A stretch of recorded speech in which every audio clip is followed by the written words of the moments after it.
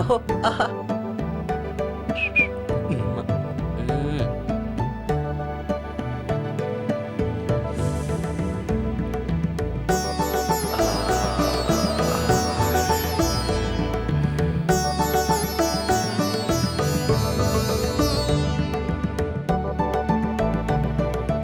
ఏమండి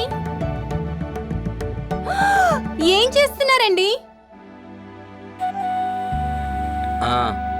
ఊహా మేఘాలు సృష్టిస్తున్నాను. ఊహా మేఘాల? ఏయ్ ఏంటి పాడు పని? ఏంటిది? అదే నేను అడుగుతున్నాను, ఏంటిది? అది సిగరెట్. హ్మ్. కిల్లి వేసుకొని ఒక దమ్ములాగితే ఉంటుంది, స్వర్గం స్వర్గం కనిపిస్తుంది. సిగరెట్ తాగనని మాటిచ్చి ఇప్పుడు మళ్ళీ తప్పుతారా? మాటిచ్చానా? నేనా? ఎప్పుడు? అయ్యో రామచంద్ర, మీకు మతిమరుపు అలవాటు కూడా ఉందా? మతిమరుపు అలవాటు లేదు కానీ నిన్ను చూసి మతిపోయే అలవాటు ఉంది. నాకు ఇచ్చిన మాట మీరు తప్పారు. ఎప్పుడు? ఎప్పుడా? 6 నెలల క్రితం మన పెళ్లి చూపులప్పుడు. ఫ్లాష్ బ్యాక్ వెళ్ళండి, తెలుస్తుంది. Flash back? అయితే నువ్వు రా, ఇద్దరం కలిసి వెళ్దాం. అలా చూడు.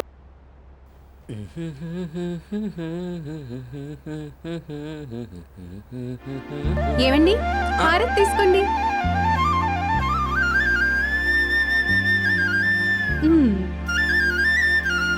మైత్రి, ఆ? ఈ రోజుల్లో ఇలాంటి భార్య దొరకటం నిజంగా నాకు చాలా అదృష్టం.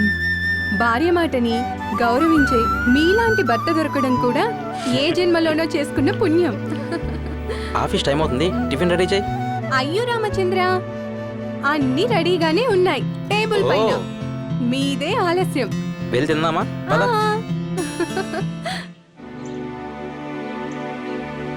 ఏమండే ఏమండోయ్, దాహం వేస్తుంది, కొంచెం మంచీలు పట్టరండి. అలాగే.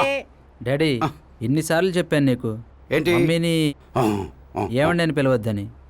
ఏంట్రా ఇలాంటి ప్రశ్న వేసావు? మీ అమ్మ ఎవరనుకుంటున్నావురా?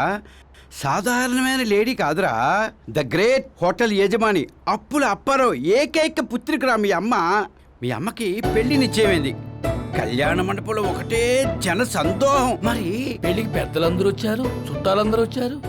పెళ్లి కొడుకు కూర్చున్నాడు, మీ అమ్మని తీసుకొస్తున్నారు. అదేరా పెళ్లి కూతురుని. అప్పుడు పెళ్లి కొడుకు మీ అమ్మ ముఖం లైట్ గా చూశాడు. మీ అమ్మ కూడా పెళ్లి కొడుకు ముఖం వంక చూసింది. అప్పుడు పెళ్లి కొడుకు మీ అమ్మ వంక చూసి అప్పుడు జంప్.